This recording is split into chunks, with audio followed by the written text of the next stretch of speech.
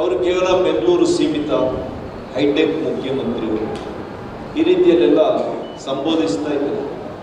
ಆದರೆ ಅವರು ಹೈಟೆಕ್ ಅಂತೇಳಿ ಕರ್ನಾಟಕ ರಾಜ್ಯವನ್ನು ಮಾಡಬೇಕು ಅಂತೇಳಿ ಅವರು ಹಾತೊರಿತಾ ಇದ್ದಾರೆ.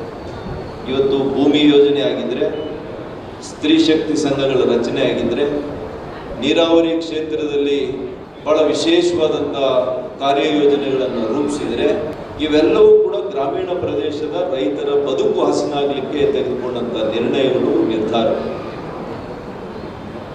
ಹಾಗಾಗಿ ಇಡೀ ರಾಜ್ಯದ ಆಯವ್ಯಯ ಇವತ್ತು 3.5 ಲಕ್ಷ ಕೋಟಿ ರೂಪಾಯಿಗಳಾಗಿದ್ರೆ, ಅದರಲ್ಲಿ 40%, 50% ಇವತ್ತು ಬರ್ತಾ ಇರ್ತಕ್ಕಂಥದ್ದು ಆದಾಯ ಕೇವಲ ಬೆಂಗಳೂರಿನಿಂದ ಅಂತೇಳಿ ನಾವೆಲ್ಲ ಕೂಡ ಅರ್ಥ ಮಾಡ್ತೀವಿ.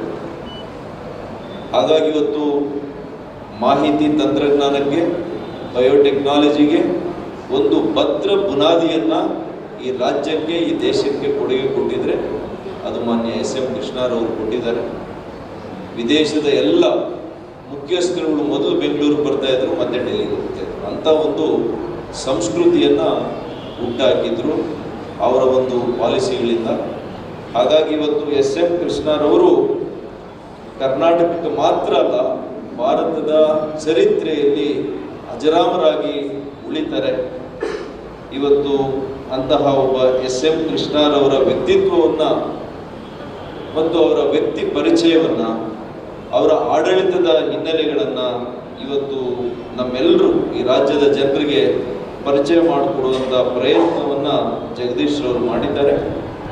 ಅವರು ಮುಖ್ಯಮಂತ್ರಿ ಆಗಿದ್ದಾಗ, ಈಗ ಬಹುಶಃ ಮಾನ್ಯ DK ಶಿವಕುಮಾರ್ ಅವರು ಕೂಡ ಆ ಕಾವೇರಿಯ ಬಿಸಿಯನ್ನು, ಕಾವೇರಿಯ ಒಂದು ಸಮಸ್ಯೆಯನ್ನು ಎದುರಿಸ್ತಾ ಇದ್ದಾರೆ.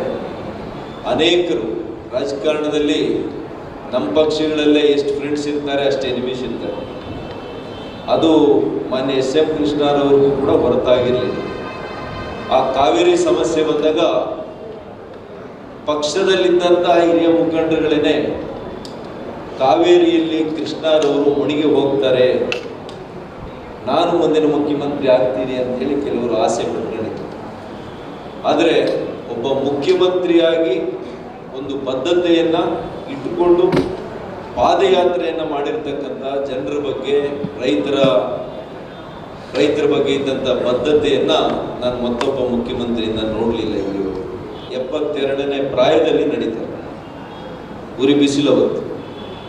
ಹಾಗಾಗಿ ಈ ರೀತಿಯಲ್ಲಿ ಅನೇಕ ಚರಿತ್ರೆಯಲ್ಲಿ ಇವತ್ತು SM ಕೃಷ್ಣರವರು ಉಳಿದು ಹೋಗ್ತಾರೆ.